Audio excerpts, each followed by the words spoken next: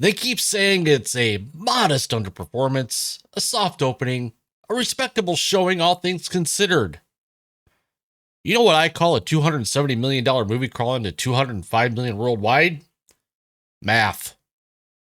Because the minute you do the box office math Hollywood doesn't want you doing, you realize 2025 wasn't challenging. It was an autopsy. And the cause of death was overspending, overmarketing, and over-explaining to an audience that simply stayed home. And fittingly, today we're covering the last weekend of 2025, where Hollywood's entire year gets a nice little bow on it. Disney prints money with IP, everyone else fights for scraps, and the trades try to convince you gross equals profit. I'm the Critical Nerd. Grab your calculator. Let's do the math they're hiding.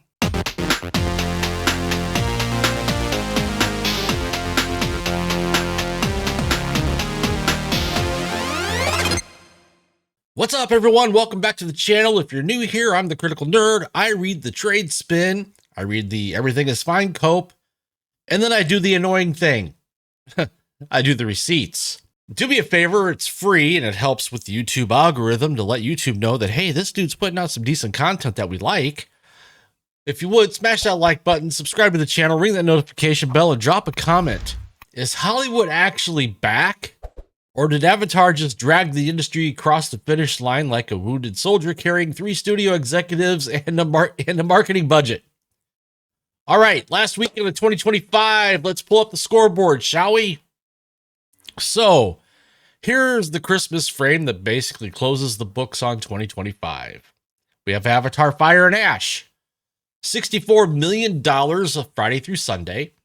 $88 million across the 4-day Christmas stretch. That's Thursday through Sunday. $217.7 million domestic total after 2 weekends. $760.4 million global through Sunday.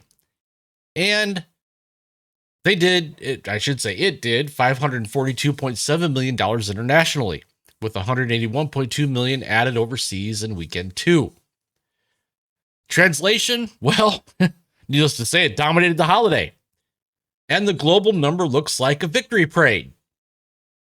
Then we have Zootopia 2, still sitting high in week 5 domestically, and here's the nuclear part, $1.42 billion worldwide, including $1.099 billion overseas. Now, the Christmas surprise, Marty Supreme from A24. $27.1 million 4-day, $17.5 million 3-day. That is a real adult movie moment, and A24 needed it. The pack behind them, well, you've got The Housemaid, $15.4 million over the weekend. Anaconda, $23.6 million 4-day, mid-teens weekend, plus a big international start. Song Sung Blue, yes, the Neil Diamond biopic, $12 million over the 4-day, and Wicked for Good still hanging around. It crossed $504 million globally. And before we even get into the movie by movie, the domestic box office ends the year somewhere around $8.76 billion. It was projected roughly around $8.87 billion. So yeah, the weekend was strong, but it's also a perfect snapshot for the year. 2 Disney monsters, 1 A24 surprise, and a whole lot of please clap energy from everyone else. Now let's do the part that Hollywood hates. You know, math. Here's the scam. They want you to see $760 million worldwide and think, oh, that's profit. Yeah, that's all profit. But box office doesn't work like your paycheck. The studio doesn't keep the whole pile. There's a little thing called the 2.5 times rule. That's the break-even reality check. The rule of thumb is a movie often needs to do around somewhere 2.5 times its production budget just to climb out of the red. Why, you ask? Well, marketing isn't real money. It's usually huge. Studios love reporting production budgets because it sounds disciplined. They don't love reporting marketing because that's where the money gets, well, let's just say, a little spicy. A tentpole can spend 50% to 100% of the production budget on marketing, sometimes more if they're desperate. Plus theaters.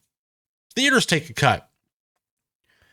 Even if you sell out every seat, theaters, they got to get paid too. Studios don't pocket 100% of the ticket sales, especially overseas.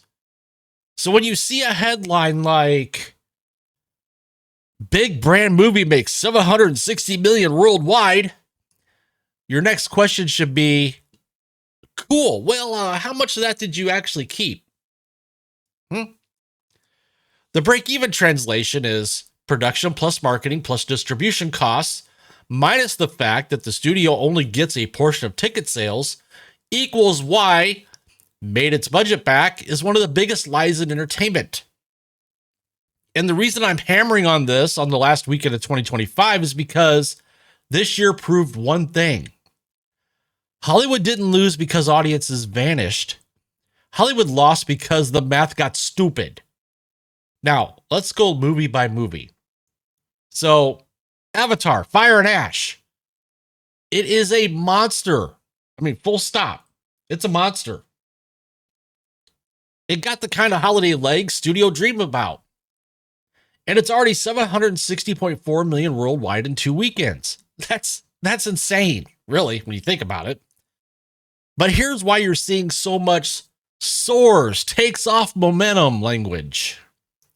Because the comparisons are awkward.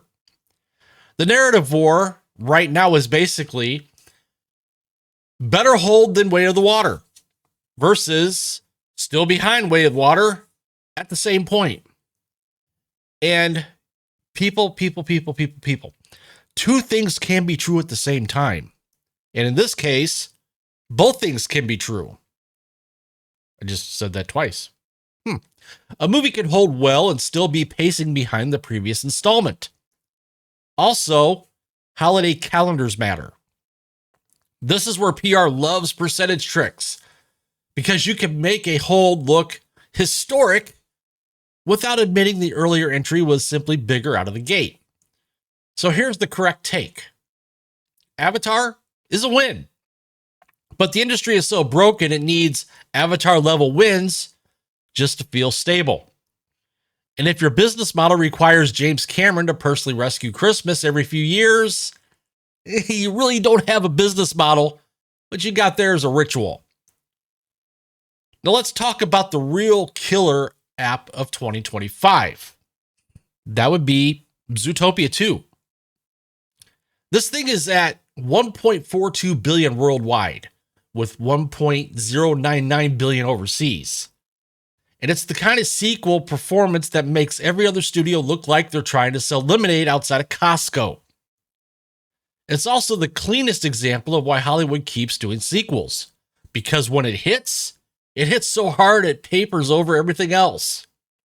Which brings us to the surprise that made me kind of smile.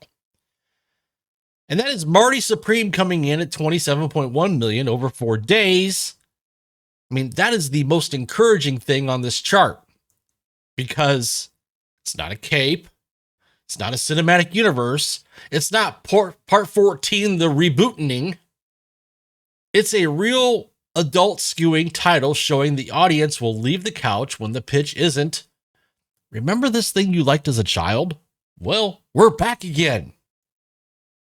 Now, does it need legs? Yeah, it does need some legs. But when the budgets climb, the math doesn't care if the movie is good, quote unquote. It cares if the audience shows up for weeks, not just a holiday weekend. But this was a genuine win for a variety of product. And ironically, that's exactly what the industry keeps starving theaters of. Now here's a few quick hits to close out the year. Anaconda. Strong holiday start. Like I said before, 23.6 million over the 4-day weekend. And a notable international opening, about 20 million overseas for a comedy, meaning yes, the world is apparently starved for jokes that aren't corporate press releases. In my personal opinion, we need more comedies. Bring back comedies. The Housemaid, 15.4 million over the weekend. quietly a solid performer. Song Sung Blue, 12 million 4-day, classic older skew crowd pleaser. Wicked for Good crosses 504 million global, proving the musical audience is still loyal even when everything else is on fire. And the year ends around 8.76 billion domestically, projected at 8.87 billion. So, what did the last weekend of 2025 prove? Well, that audience still show up when the movie looks like an event. See Avatar. The brand is trusted. Zootopia. Or the film actually feels like a movie for grown-ups. Marty Supreme. The audience didn't disappear. They voted. And they voted with their wallets. So here's where we're at, closing the book on 2025. Budgets? Well, budgets are still huge. Marketing is still massive. Theaters still take their cut. And the audience is still extremely willing to say, no thanks. Hollywood has two choices in 2026. Make cheaper movies and stop gambling like drunken pirates, or make movies people actually want instead of what executives think the audience should want. And based on 2025, needless to say, I'm not too optimistic. But hey, at least now you can do the math they don't want you doing. So, if you want more box office autopsies and creative accounting callouts, smash that like button, subscribe to the channel if you haven't yet, hit that notification bell so you don't miss my next video, and drop a comment down below. Which 2025 bomb shocked you the most, and what do you think will be 2026's biggest disaster? Share this video out there with anyone who still thinks it made its budget back means it made a profit. And remember, when they say modest underperformance, grab your calculator.